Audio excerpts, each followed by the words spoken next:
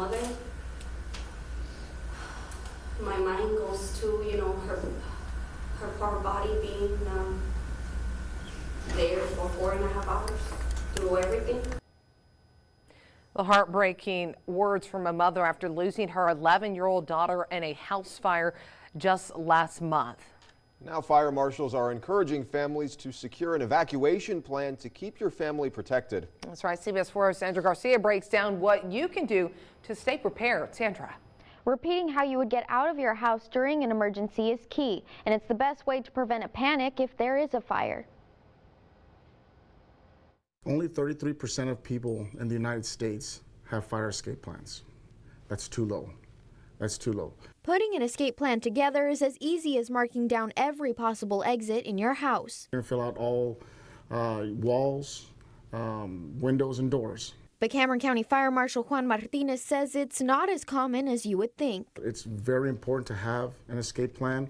The problem is people don't have them, and if they have them, they don't practice them. He recommends practicing what you would do if there was an emergency at least twice a year, once during the day and once at night. Most people, when they hear a smoke detector go off, their first instinct is not to exit.